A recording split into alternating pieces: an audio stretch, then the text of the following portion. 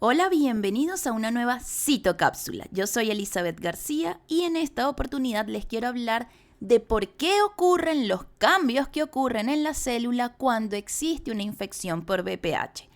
Ya en otros videos les he mencionado cuáles son los criterios diagnósticos o los criterios citomorfológicos para un diagnóstico citológico de VPH. Pero hoy les quiero explicar por qué se generan cada uno de estos cambios a nivel celular. ¿Qué es lo que está ocurriendo dentro de ese núcleo, dentro de esa célula, para que nosotros evidenciemos ese cambio en la morfología de dichas células infectadas con el VPH? Comencemos hablando de la nucleomegalia y la hipercromasia. Vamos a hablarla en conjunto. Sabemos que dentro de esa célula el virus, cuando nosotros vemos cambios, algo importante a destacar antes de comenzar a explicar, cuando nosotros vemos cambios citomorfológicos por VPH, nos habla de que el virus está activo. Hay una replicación del VPH dentro de esas células y, por supuesto, en ese tejido. Eso es lo primero que nos indica, además de que hay una infección por VPH. Pero nos está hablando de que el virus está activo, está dividiéndose. Entonces, ya entendiendo pues que el virus está activo y dividiéndose, pues entender qué es lo que está pasando. Ya por ahí nos vamos haciendo la idea, ¿no? Si está dividiéndose, quiere decir que todo el mecanismo celular está activo en una mitosis. Comencemos por la nucleomegalia. Sabemos que la nucleomegalia es un agrandamiento del núcleo. Y si estamos hablando de que hay un proceso activo de replicación viral, quiere decir que se necesita cierto espacio para que eso ocurra y para que las moléculas se muevan allí dentro. Así que la nucleomegalia en ese caso básicamente es por ese requerimiento de espacio, pero también por esa división y esa cantidad de ADN que se está generando. Y ahí entonces entramos a hablar de la hipercromasia nuclear. La hipercromasia sabemos que es los núcleos que se tiñen densamente. Y ya yo creo que ustedes quizás lo sospechaban, pero ¿por qué el núcleo ahora capta mucho más colorante que antes? Y hablamos de una hipercromasia. Bueno, porque la cantidad de ADN está aumentada.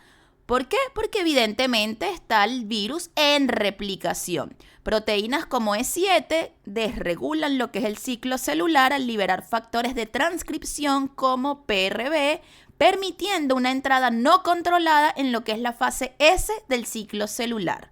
Esto pues va a inducir a un aumento en la replicación del ADN, tanto del ADN de la célula como del ADN viral, lo que resulta en que los núcleos se agranden y se tornen hipercromáticos. Toda esta acumulación de ADN viral junto con el ADN de la célula genera un estrés transcripcional alterando la estructura nuclear. Entonces se altera en lo que es la hipercromasia y el tamaño de ese núcleo, por lo que les mencionaba, está en una fase de replicación celular. Otro de los cambios importantes y quizás el más característico es el halo paranuclear. El halo paranuclear es esa zona clara alrededor del núcleo que genera un espacio bastante considerable alrededor de ese núcleo y por eso se habla de paranuclear. ¿Qué es lo que está ocurriendo allí? Pues bueno, ¿por qué se genera este espacio entre lo que sería el citoplasma y el núcleo? Es como si fuera un espacio vacío, aparentemente, ¿no? Porque realmente no está vacío. ¿Qué es lo que sucede? Pues allí hay una acumulación de partículas virales, de proteínas que no están ensambladas, que generan alteraciones en lo que es el tráfico intracelular y la redistribución de esas organelas celulares.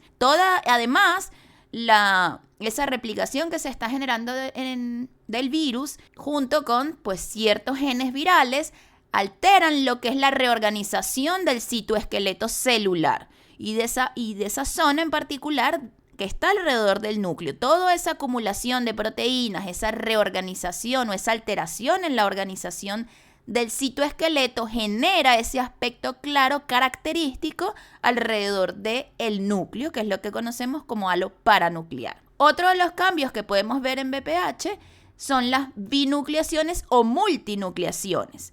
¿Y a qué se debe esto? Bueno, durante la replicación viral, la célula puede experimentar fusiones o fallos en lo que es la citocinesis, es decir, esa división citoplasmática, lo que va a dar lugar que se vean o que se generen células multinucleadas. Esto va a ocurrir debido a la interrupción de la maquinaria celular que regula la mitosis, la cual pues va a estar afectada por las proteínas virales. Sabemos que el VPH altera lo que es la mitosis, lo que es la división celular, y que si esta alteración se perpetúa y además actúan los oncogenes, pues esto va a llevar a un posterior desarrollo de una célula maligna. Pero no vamos a entrar en esos detalles porque eso ya lo he explicado en otros videos, cómo es el mecanismo de replicación del VPH. Es entender qué es lo que genera esos cambios que nosotros observamos. Otro cambio que también se ve en las infecciones por VPH es la irregularidad de la membrana nuclear. Y junto con esa irregularidad también se puede ver un reforzamiento. El reforzamiento de esa membrana nuclear está asociado a esa marginación de la cromatina por alteraciones que se generan a nivel de esa replicación viral. Y ya eso lo voy a explicar un poquito más adelante cuando les hable de por qué se ve la cromatina en aspecto de sal y pimienta. Les quiero hablar ahora de esa irregularidad. ¿Por qué se ve la membrana nuclear irregular? ¿Qué es lo que está pasando? Esto se debe a múltiples factores. En primer lugar, hay una desregularización de lo que es el ciclo celular. Las proteínas virales E6 y E7 inactivan a los supresores tumorales P53 y PRB. Eso ya yo creo que lo tenemos súper claro. Esto lo que genera es un descontrol en el ciclo celular. Este descontrol lleva a una replicación desorganizada del ADN nuclear, del ADN de la célula huésped, generando estrés en la cromatina y deformaciones en la membrana nuclear. La alteración que se genera en el citoesqueleto nuclear es también lo que va a llevar a esa irregularidad. La membrana nuclear está conectada al citoesqueleto celular a través de proteínas como las láminas nucleares. El VPH afecta a estas proteínas, ya sea de forma directa o indirecta, desestabilizando la red de láminas que mantiene la forma redondeada y regular del núcleo. Esto pues va a generar protuberancias, invaginaciones, lo que se conocen como esas hendiduras nucleares y contornos irregulares. Se debe a esa alteración del citoesqueleto. Además, la acumulación de ADN viral y de proteínas virales también es otro factor. En infecciones persistentes, el ADN viral y las proteínas asociadas se van acumulando dentro del núcleo. Y esta acumulación puede alterar la distribución y la compactación de la cromatina. Y ahí un poco de por qué se ve la cromatina en grumos gruesos o en aspecto de sal y pimienta. Y esto también va a afectar la organización interna del núcleo, provocando pues deformaciones de esa membrana. También lo que es la replicación viral y los cambios en la expresión génica celular generan un estrés mecánico dentro de la célula. Y este estrés puede ejercer una presión sobre la envoltura nuclear, contribuyendo una vez más a esa irregularidad. En algunos casos, el ADN del VPH se integra al genoma de la célula y este proceso puede causar inestabilidad genómica y alteraciones estructurales en los cromosomas que afectan la forma y estabilidad de la membrana nuclear. Otro de los factores que influyen en esa alteración de la membrana nuclear, de esa irregularidad de la membrana nuclear. Sabemos que cuando hay una infección por VPH, pues prácticamente la apoptosis no se lleva a cabo, ocurre una apoptosis incompleta. El VPH interfiere con las vías apoptóticas a través de la proteína E6, lo que va a permitir que las células dañadas sigan vivas. Sin embargo, las células pueden mostrar características apoptóticas incompletas, como esas membranas nucleares irregulares. Recuerden que el VPH lo que busca es mantenerse allí replicándose y mantenerse vivo. Si destruye la célula en donde se está replicando, pues no cumple como mucho su objetivo, ¿no?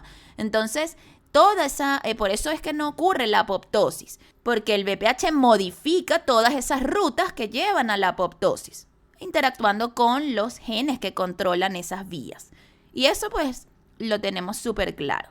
Otro de los cambios, y ya para ir finalizando, pues ese aspecto de sal y pimienta de la cromatina, ¿no? Esa cromatina en grumos gruesos. ¿Por qué se altera esa compactación de la cromatina que en una célula normal pues debería estar de forma homogénea y bien distribuida dentro de ese núcleo? Pues eso no va a ocurrir cuando está el VPH. ¿Y por qué sucede? Pues ya les iba adelantando un poco, ¿no? La cromatina está formada por el ADN asociado a proteínas histonas que regulan su compactación en lo que se llama eucromatina, que es esa cromatina relajada, que es lo que se llama una cromatina activa transcripcionalmente. Y la heterocromatina, que es esa cromatina densa, inactiva, que es la que vemos en las células superficiales normales que tienen ese núcleo que llamamos picnótico, que es un núcleo denso. Eso es lo normal. En las células que están infectadas por VPH, las proteínas E6 y E7 del virus interfieren con los mecanismos del ciclo celular, como ya sabemos, y con los procesos de transcripción.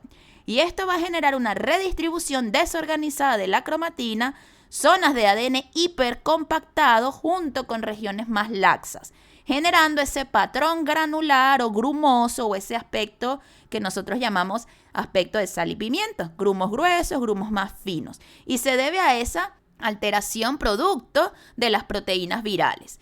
Las proteínas virales promueven una actividad transcripcional desregulada en el núcleo.